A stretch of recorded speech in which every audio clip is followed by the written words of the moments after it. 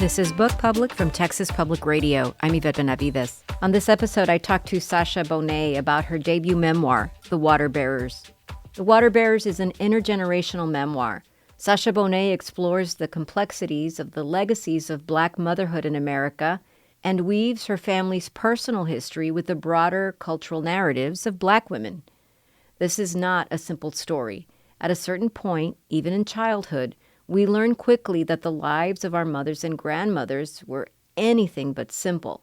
In her own experience, Bonét traces the story of her grandmother Betty Jean on a Louisiana plantation, and then her mother's story, Connie, in 1990's Houston, and then finally to herself raising her own daughter. Bonét examines and offers a compelling argument for how each generation adapted and strived for more in this world, while also shouldering the weight of historical trauma rooted in slavery. The author also explores the complexities of our familial relationships. Love coexists with pain and strife.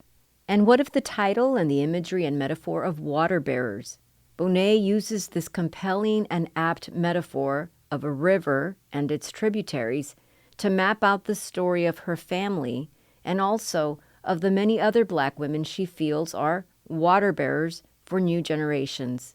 Through her book, Waterbearers, Bonét herself seeks to disrupt the cycle of trauma and offers this memoir as an act of confronting pain and seeking healing. I spoke to Sasha Bonét about her memoir, Waterbearers. Sasha, the title of the book, it's enigmatic. It has like this inherent complexity also, this bearing, this weight. Can you tell us about your book? But by way of this title, I feel like there are just some broad implications that we'll get to. But what do you say when people ask you, wow, Waterbearers, what is this about? Yeah, I think that the title really speaks to a kind of responsibility, endurance, and role that the women in this book play. It's really all about these women who have been given this responsibility to care for their families and ultimately for the nation in a way that is burdensome, but also a duty that they carry with a kind of pride and resilience. And so I thought the title, and it's a title that can be applied to, it's something I think that we recognize internationally as a job, a role for women, the water bearers. So in that way, it's also a signal to the concept of the book being largely about women. Yeah, because it's not just about genealogy. It's not just about your mother, your grandmother. It really is about women, mothers, but women more broadly. It does evoke this image that women must carry the weight of things, and that also that it's an inheritance. Tell me about this idea, about the things that the body holds, and even how it's sort of like this legacy that manifests intergenerationally.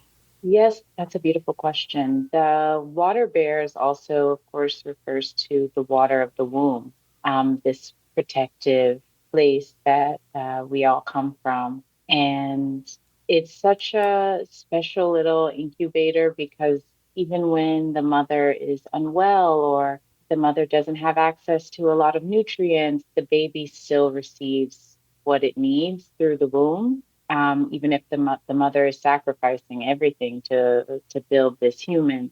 And so the water of the womb is very much a part of the title as well.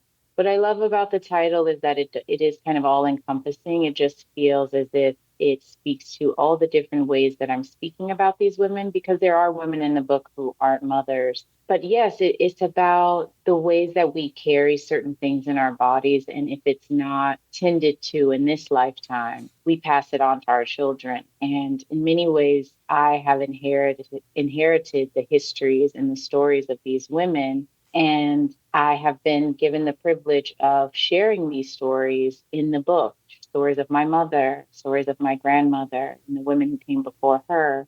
who weren't necessarily able to tell their stories because there is a lot of privilege and it is a gift to be able to be the storyteller of the family. But so much of these women's experiences in my family and more broadly are never told because they take it with them to their graves and they don't complain. They work hard and they don't want to be seen as victims. That's not a part of the narrative. And so, this inheritance that I've received is sitting down with all of these stories, kind of parsing through them, dissecting them, trying to understand what they mean, and also just bearing witness to their lives. I love this idea about including women, even women who are not mothers in that strictest sense of that idea. And water is such an interesting symbol. I mean, it's life-giving. It's something that energizes us. It's a force that can be very positive, but it can also be a very negative force. It can be something very dangerous, or it can be something of an obstacle. And that this idea about water, this very multifaceted thing about water in your book is so interesting to me. And you mentioned your mother and your grandmother, and there is so much to say about Betty Jean and Connie, not just about the familial relationship, but also about the ways in which their legacy around this idea of Black American women, maybe more broadly, is illustrated on these pages where you share so much about them. Can you talk about your grandmother? Yes, that's a big one because she has my grandmother's Betty Jean, and I open the book with her story, and she's really the kind of genesis of why I needed to try to understand what was happening with the women in my family and more broadly the women of America. She was such an interesting figure to me. I didn't understand her. I had a deep respect for her, as we all did. She was the matriarch of our family, but we all knew very little of her. We knew that she had migrated to Texas from Louisiana. We knew that she had grown up on a cotton plantation as a tenant farmer. But beyond that, we didn't really know anything about her personally, her personal life, friends, her interiority. It was more, she was the matriarch. You didn't ask her questions, but she was this kind of fierce, quiet figure who really kind of set her own terms for what it meant to be a woman and to be a mother. So the idea is she's left this plantation and she's moved to Houston, which is this urban environment, and she didn't really know how to exist in that type of setting. She's from the country, you know. Everyone went to the same school and everyone would have the same kind of class status. So in Houston, it's of course it's bustling. There are people from all over the world, and I think she had to determine who she was, and that meant kind of exploring. That meant deciding the type of life she wanted to have. But she had been forced to drop out of school after her grandmother died, who raised her, to take care of her grandfather and her brother, and also to be like the woman of the house on the plantation. And she resented that because she loved school. She didn't get to graduate from high school. And so once she did migrate to Houston, she decided that she was not going to dedicate her life to men any longer, but she still wanted to have a family. So she had all of these children. She had 11 children with nine different men, and she never married any of them intentionally. And she really kind of took the children as her own, like in a kind of ownership way, like she would raise them by herself. I couldn't understand that because my mother raised me in such a different way. So once I became an adult, I became a mother myself. I started to ask her questions, which was considered disrespectful, where I'm from, to ask the matriarch to dig into their past because you don't know what may be buried there that might be harmful for them to uncover. So there is a lot of grace and love in the idea of not asking. But I think there's also love in asking, and I think she was really happy that someone asked her about her story, and she shared it with me, and that's how I opened the book. There's something that you said about the interiority. I love this idea because there is an interiority even in women who don't want to share their story or feel like perhaps they don't have the words to share their story or the space to share it or the audience to share it. I recently interviewed Jill Bielowski about her memoir about her mother. It's called The End is the Beginning, and she starts the book with the death of her mother. And she has this reverse chronology and ends with the birth of her mother. And it's such an interesting way to really get to understand and keep turning the pages because we want to just know more and more about her. Because our mothers and our grandmothers do have interior lives that are important. But I hear what you're saying. I think the role of the storyteller of the family can be a double-edged sword. It can be burdensome sometimes.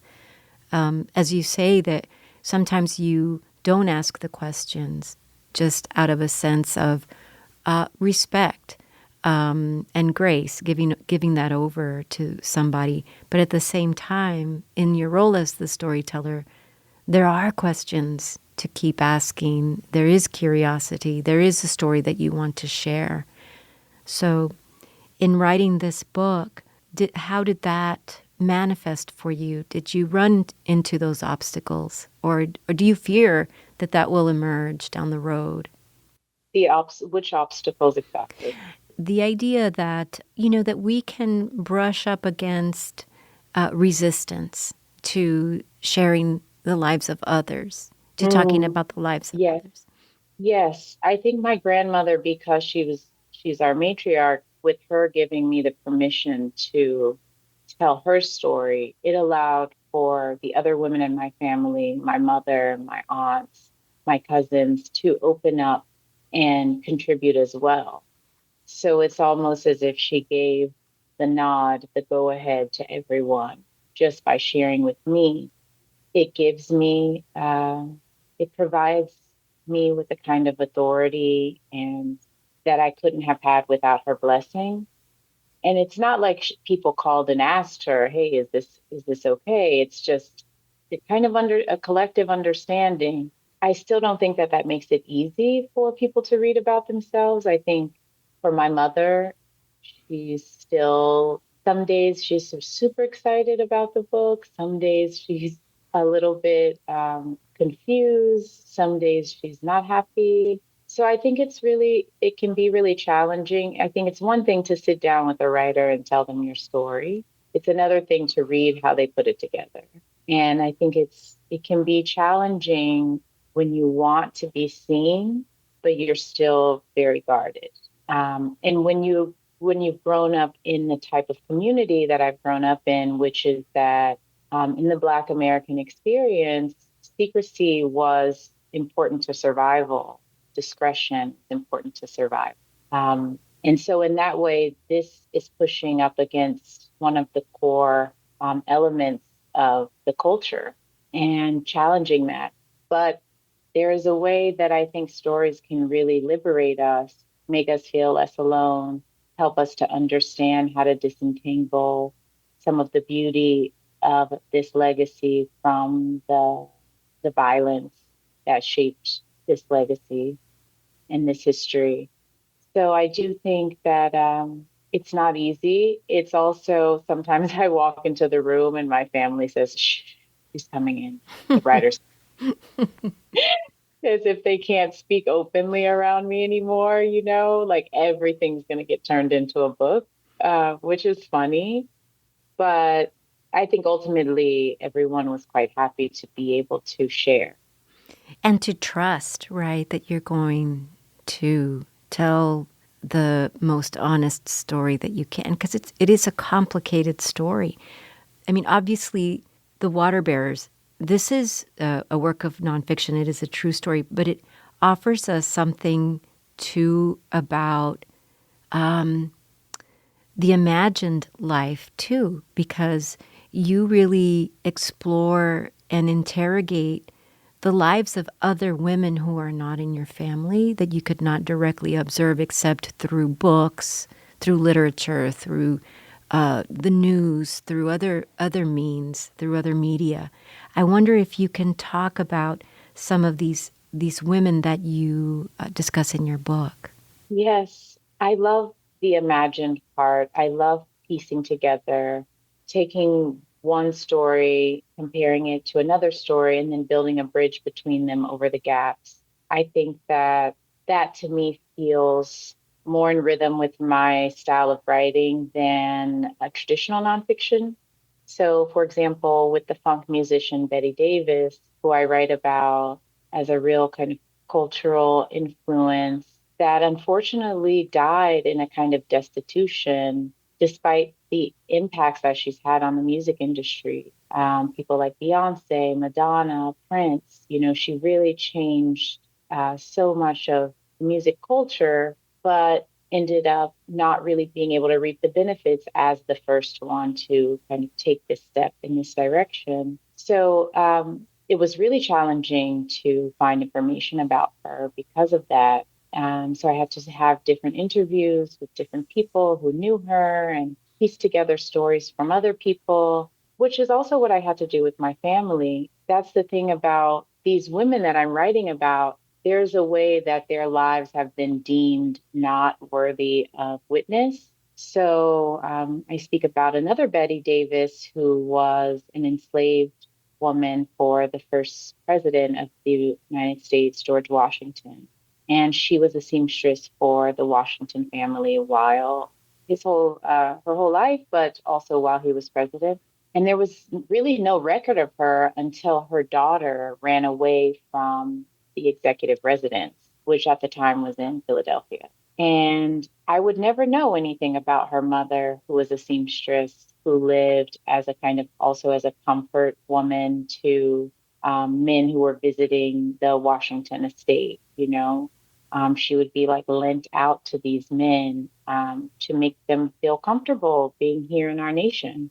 She was an offering from our nation's first president. And so, of course, she's not in the archive because it's not exactly her positionality was essential, but it wasn't how the nation wanted itself to be represented formally. So it wasn't her life wasn't recorded. But when her daughter ran away from George Washington, he pursued her. And in that pursuit, there was documentation. And that documentation allowed for me to know that her mother even existed. So these are the type of ways that I would need to build. I had to build the narrative of who Betty Davis was based off of these documents and piecing them together. So in that way, the whole book is kind of a collage in this way. These lives are collaged because there's never a straightforward record. Some of the women in the book I had to get from the journals of the headmistress of the house, from the master's wife, who these relationships are so intimate, the enslaved woman who's caring for the woman who is over the plantation with her husband. They are side by side all day. So they have this intimacy. And I really wanted to draw that out too, is how intimate the Black and white experience is in America, how we are so much more similar than we are different, and how the nation was really kind of stitched together through these intimate dynamics. These women were raising the children of the slavers. These women were breastfeeding their children. It's such an intimate familial engagement, and so these women of the past helped me to put it together. Betty Davis's, Camille Billups, who is an artist who chose not to be a mother and gave her daughter up so that she could pursue life as an artist. I write about Fred Hampton's mother, Iberia Hampton, who is also from Louisiana and migrated to Chicago. And how if you look into the green room, or if you look backstage, you see these women essentially. They're not on the main stage of this country's history, but if you peek just behind whoever is on the center stage, there's going to be a Black woman there. There's always been a Black woman there. But that is so detached from the perception of the United States. There's so much in this book about, well, You're a consummate researcher, obviously, and such a thorough researcher, and it comes through so beautifully here. The role of these women, these historical figures, the cultural history of our past, your observations of maybe more contemporary or modern women through the media, for example, or Black cultural icons.